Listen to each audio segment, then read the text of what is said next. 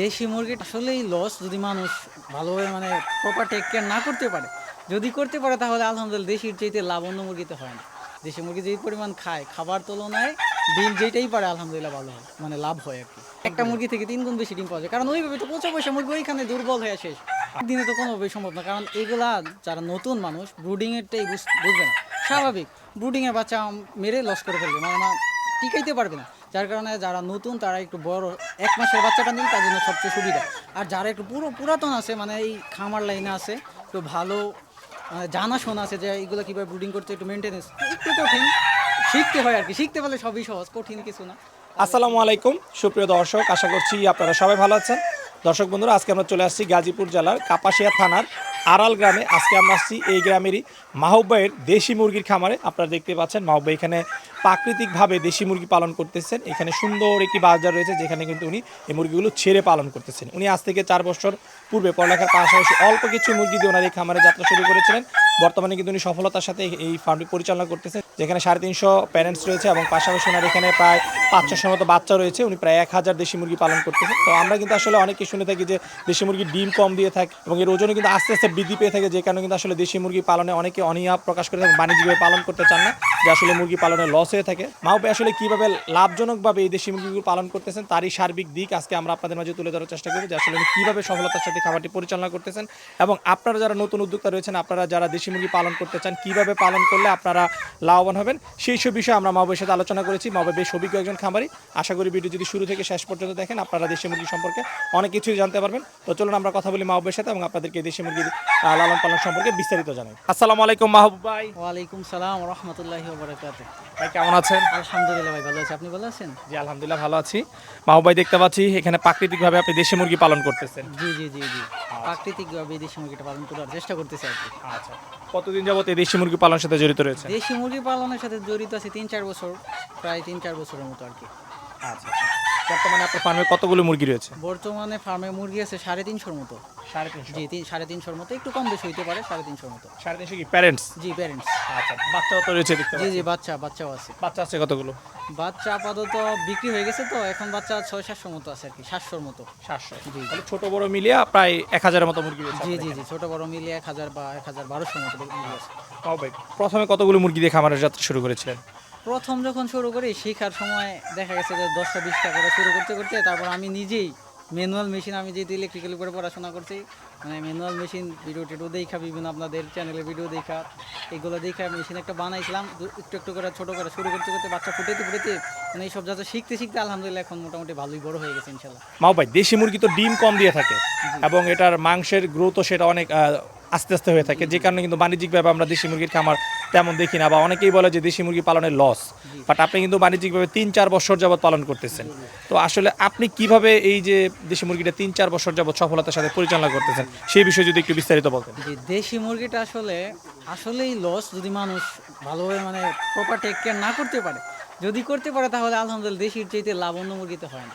কারণ দেশিটা আমি চাইলেই আমার গ্রামের বাজারে, আমার যে কোনো লোকাল বাজারে আমি বিক্রি করতে পারতেছি, এবং অন্য মুরগিগুলা বড় ধরনের ছাড়া, ডিলার পর্যায়ে বা বড় ধরনের ঢাকা শহর ছাড়া বিক্রি করা একটু কষ্টকর। এবং দেশি মুরগিটা যেটা বলছেন আপনি, যে কম ডিম পারে, ঠিক আছে কম ডিম পারে, কিন্তু যদি আপনার পালন পদ্ধতি একটু ভিন্ন হয় তাহলে অবশ্যই ডিম কম পারে। ধরেন যে 100 মুরগিতে 60% বা 70% ডিম এইভাবে লোকালভাবে পারলে পাওয়া যায়, তারপর আলহামদুলিল্লাহ লাভ হয়।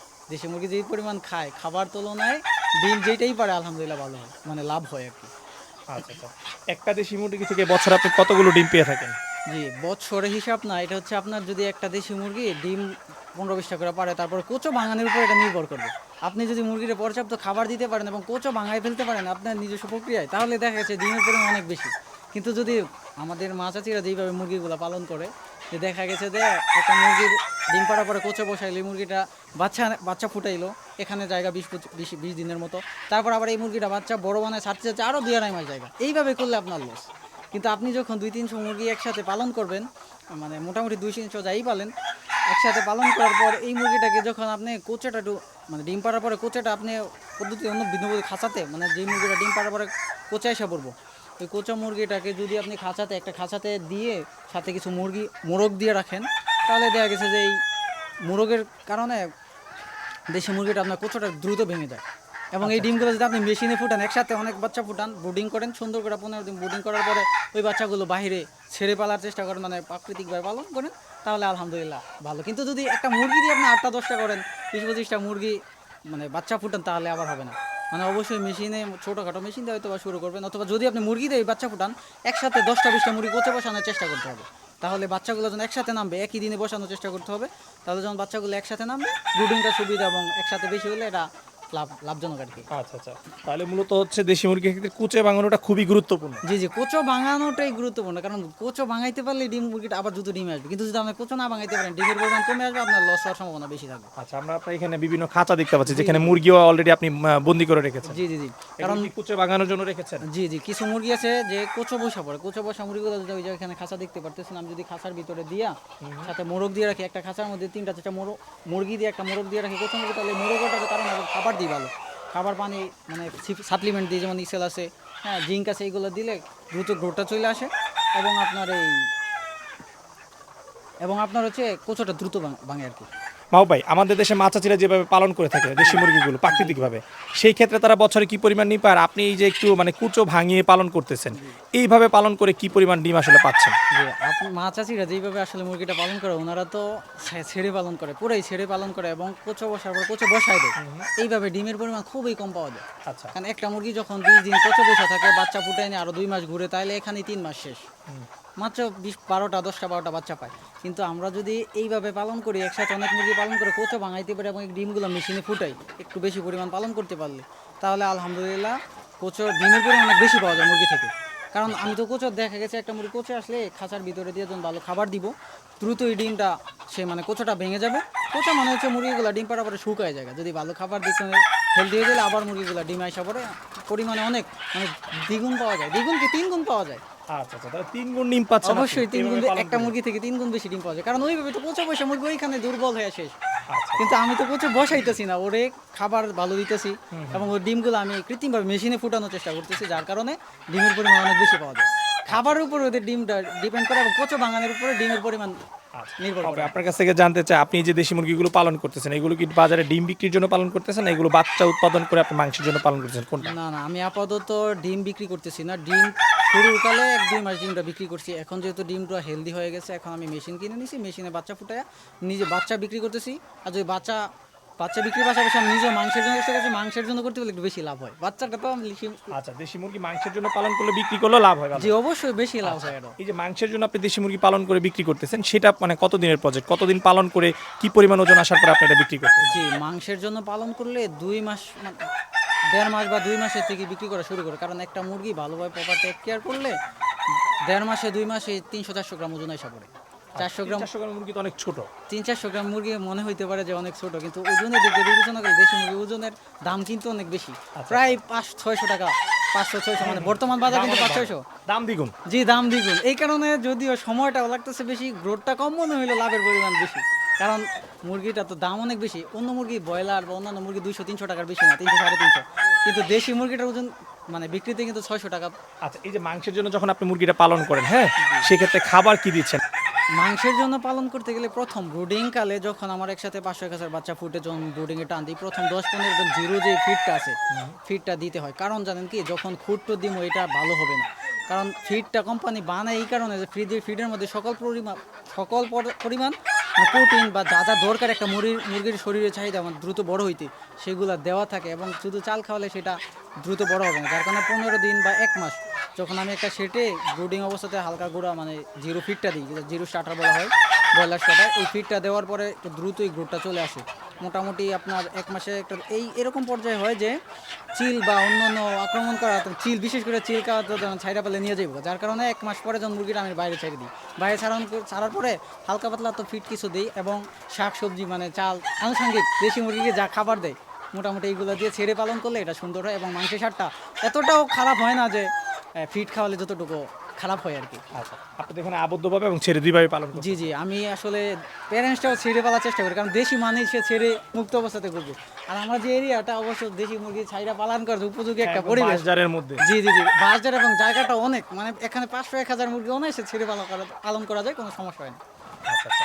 আপনার এখানে যে 350 মুরগি রয়েছে এখান থেকে আপনি প্রতিদিন কি পরিমাণ ডিম পাচ্ছেন? জি, এখানে যেহেতু দেশি মুরগির হিসাবটা হচ্ছে আপনি যে ভালো খাবার দেন, প্রায় ১০০-তে ৪০-৪৫ মানে ৬০-৬৫% মতো ডিম পাওয়া যায় আরকি। মানে দেখা যাচ্ছে আমি ৩০০ থেকে প্রায় মোটামুটি ৭০-৮০টা এরকম ডিম পাই। পার ডে 70-80 টাকা। জি, পার ডে ৭০-৮০টা মতো যেহেতু পাই। এটা কিছুদিন পর পর গ্যাপও দিচ্ছে। জি, গ্যাপ দিই। কারণ গ্যাপ না দিলে তো প্রায় আমি ২-২৫০ ডিম পাই যেতাম। কিন্তু যেহেতু গ্যাপ দিয়ে দেশি মুরগির কারণে ৭০-৮০টা মানে এটা হচ্ছে এভারেজ, কম বেশি হয়। দেখা গেছে কোনোদিন ৮০-৯০ হয়ে যায়, আবার কোনোদিন ৫০টা হইতে পারে। তো বাবা, এই যে প্রতিদিন 70-80 ডিম পাচ্ছেন সেক্ষেত্রে আপনি প্রতি মাসে কি পরিমাণ বাচ্চা উৎপাদন করতে পারবেন? যে ৭০-৮০টা মুরগি থেকে যদি যেহেতু আমার এখানে মোরগের পরিমাণটা একটু বেশি যেহেতু আমি বাচ্চা উৎপাদন করি, আলহামদুলিল্লাহ আমি ১০০ মুরগিতে প্রায় ৮৫-৯০% মতো আমি হ্যাচিং রেট পাচ্ছি আলহামদুলিল্লাহ। প্রতি মাসে কি পরিমাণ বাচ্চা উৎপাদন? প্রতি মাসে আমার যেহেতু মুরগি অল্প, খুব যে বেশি হয় তা না, ১০০০-১২০০, হ্যাঁ না ১২০০ থেকে একটু বেশি, ১২০০-১৫০০ এরকম বাচ্চা প্রতি হয়। মাসে 1200 থেকে 1500 মানে জি বাচ্চা বাচ্চা আমি উৎপাদন করতে পারতেছি কি। আচ্ছা আচ্ছা। এই খামার কি আপনি একাই দেখাশোনা করেন, কর্মচারী রয়েছে? আপাতত একাই আছি, মাঝে মধ্যে মানে খাবার দাবার এগুলো আসলে খুব বেশি সময় লাগে না, যা একাই পারা যায়। আমি বাড়িতে না থাকলে যদি পড়াশোনা করি, বাড়ির লোক দেখে আবার কিছু কাম আছে, মানে কাজ আছে যেগুলো লোক নিয়েও করতে হয় আর কি।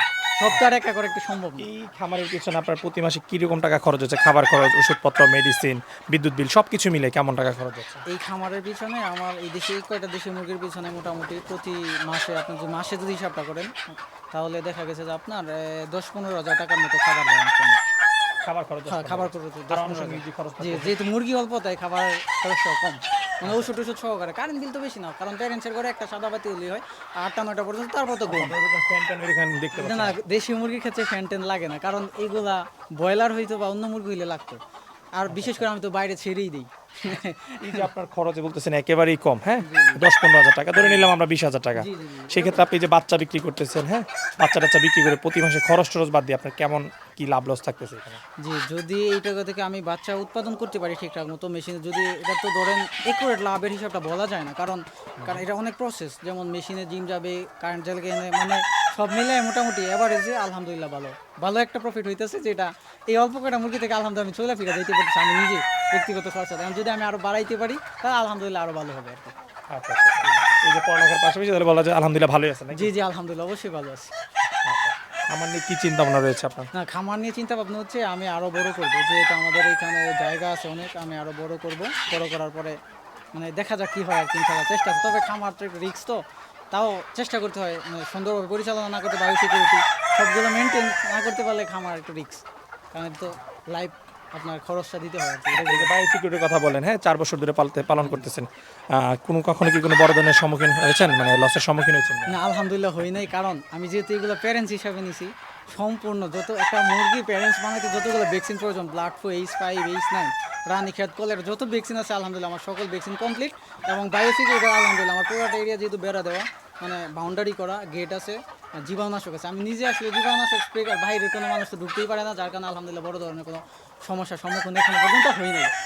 এই যে বিভিন্ন ভ্যাকসিনের কথা বলেন, হ্যাঁ এই ভ্যাকসিনগুলোর বিষয়ে জানছেন কোথা থেকে?